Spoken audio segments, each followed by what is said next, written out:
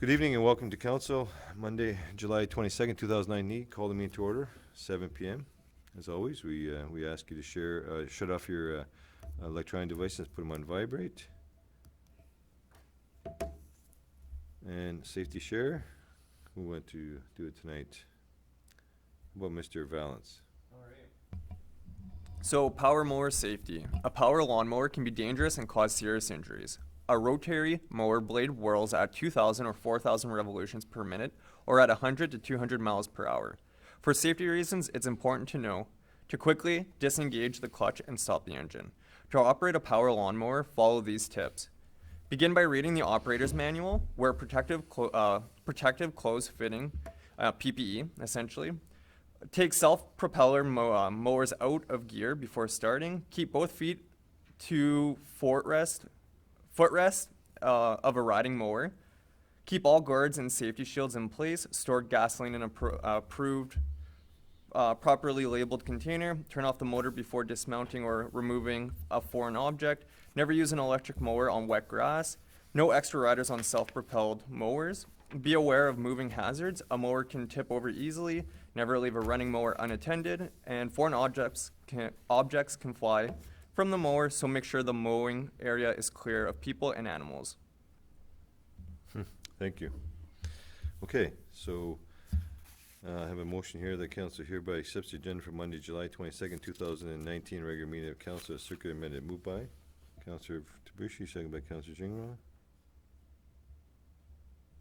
All in favor? Carried. Thank you.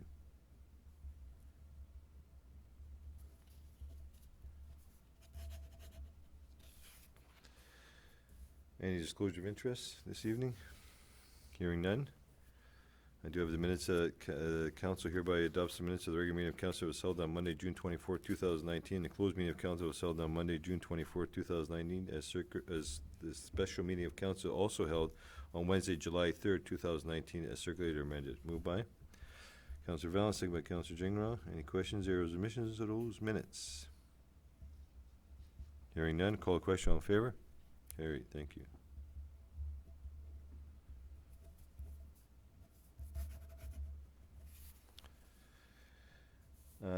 Any additions for this evening for verbal reports? I will add one under the council reports. Good to go to 6A. Just verbal for NOMA board meeting. It's under 11A, Your Worship. Yeah, 11, yeah, okay, thank you. Other than that, that's it. CO report, reporting the rod and gun tax relief request. So at the regular meeting of council on June the 24th, Colin Reed, president of the Marathon Rod and Gun Club, made a deputation to council requesting financial assistance. The club has approximately $1,300 in property taxes outstanding on their property at Three Finger Lake. Section 361 of the Municipal Act allows a 40% rebate to charities who own property in the commercial or industrial tax class. The Rod and Gun Club's land is taxed as residential. Subsection 361.4 enables the municipality to offer a tax rebate to an organization it defines as similar to eligible charities. In the last 10 years, only the Children's Aid Society has been given the charity rebate. The Marathon Curling Club and the Moose Hall have requested the rebate, but council has never granted this relief. There must be a distinction between organizations that serve the public benefit versus a not-for-profit. A public benefit organization is primarily engaged for the relief of poverty, the advancement of education or religion, or other charitable purposes. It is engaged in providing services that are critical to the community and have been deemed to be scarce and of little enterprise value. It consistently and substantially is engaged in providing services that are to the general benefit of the community at no charge to any person or party. Offering the relief of outstanding taxes would not be recommended as an administrative best practice, but there are opportunities for the town of Marathon and the Rod and Gun Club to work together towards the long-term sustainability of the club other than providing relief of taxes. This could include the club making a request to the municipality under the municipal donation policy, or the club providing services to the municipality in exchange for a monetary contribution. The town has used this type of process successfully in the past with the Seniors Club. And the financial implications, as indicated, the property taxes outstanding are $1,374. and this report is presented for council's information and further direction. Good, I do have a motion here that council hereby accept the attached report on financial assistance to Marathon Rod and Gun Club, and further that council hereby approves the following financial assistance to the Marathon Rod and Gun Club, if any. Moved by Councillor Gingras, second by Councillor Tabushi. Comments, suggestions, discussion? Councillor Valance. Daryl, just a quick question. So would this be able to kind of go through the chamber by using the MAT funding? Because it wouldn't be looked at as tourism Would or not be anything like eligible. that? Okay, thank you. Councillor Tabushi. We made an agreement with the curling club in the past there when they were operational, that they ran the junior program and provided opportunity for seniors curling.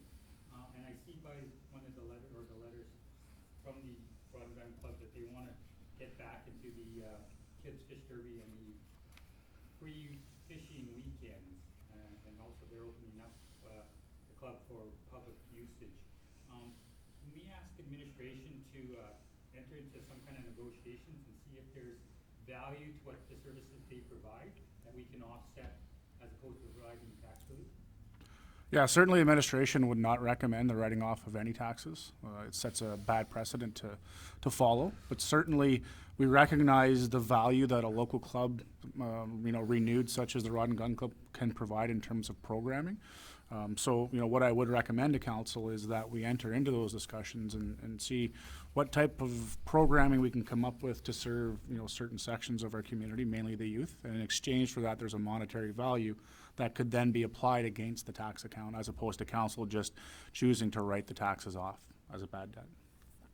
So if it's agreeable, we could ask administration to enter the negotiation. I mean, the $1,300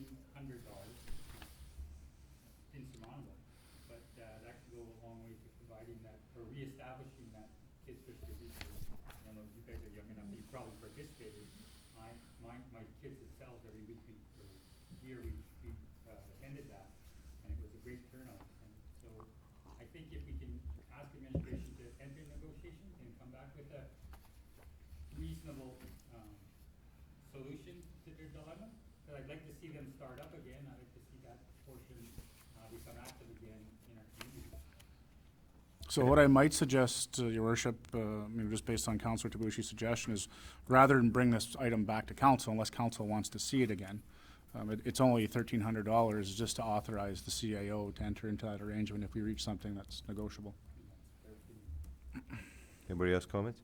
So as you noted and also in the letter, they're identifying they want to throw a town barbecue for the public to come out and participate, to see the facility and the work they've done as well, and cleaned it all up. And it is a very good club, and it was well used by the municipality for many, many years. Just kind of fell into disrepair and basically less volunteers over the last several years. So now with a new team, new vibrancy and life, I think it's a great opportunity for that facility to continue to be an asset to the community. So by all means, I support the fact that the CO will work with the Rod and Gun Club to come up with some sort of agreement or shared arrangement or work for services provided for the relief of that tax bill. All good?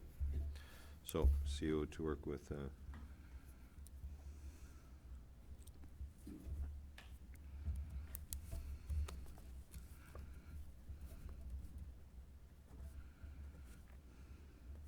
Okay, all in favor? Carried, thank you.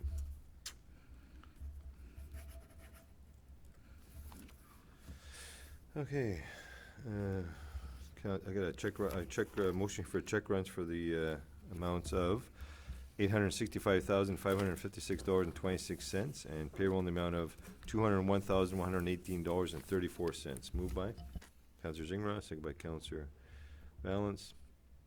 Any questions on those check runs? Hearing none, call a question. All in favor? Carried, thank you.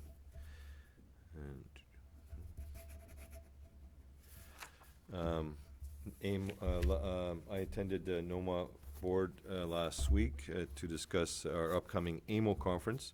So NOMA's sending a delegation to meet with ministers. We just got approval this morning in regards to our meeting with various ministries, non-confirmation on who's all going to be there, but it sounds like they're trying to drum up of course, the key ministers that we deal with in regards to municipal affairs, environment, transportation, and northern development mines, and of course energy.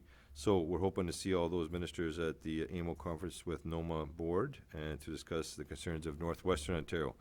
And as you know, Northwestern Ontario is represented from basically now Hornpain through to Manitoba border and represents about 37 municipalities.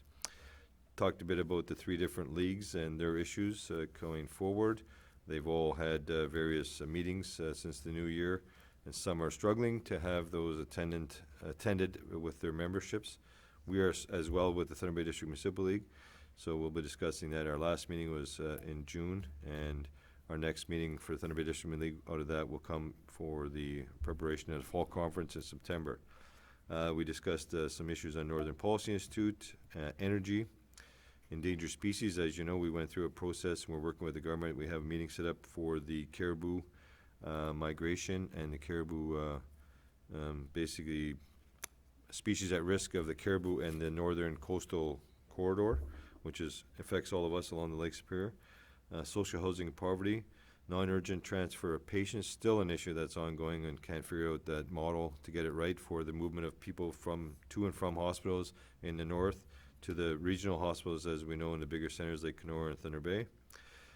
Funding, I am in charge of that. That is right now in structured funding model. We don't know what the impact's going to be. We've asked the government to hold off their cuts in regards to funding, which are Ontario Municipal Partnership funding. As you know, we've all lost money over the last several years in regards to those transfer payments. Policing costs, this is still an ongoing issue for some communities, not so much for us. We've been really at the better end of this process. We were always paying the lion's share. There are still some municipalities that are not upset with, that are upset with the structure of the $200 base rate and then calls for service. Impact assessment, we will be discussing that again with them at AMO in the details that are coming up for the new assessment cycle in 2021. Infrastructure, mining, nuclear waste were some of the other items we discussed. Intercity bus transportation, still an ongoing issue. Casper is struggling to have a ridership in their system. And of course, railway taxation, which we've made some headway, but we are still asking for the change from per kilometer to a tonnage system. Whether we'll see that or not, we're getting pushback from the railway companies right now, so we'll continue to fight that battle, and hopefully we'll see. We've received more money over the last couple of years in regards to that. Some municipalities have seen a little bit because of the boundaries, but we'll continue to fight that battle and try to get more monies.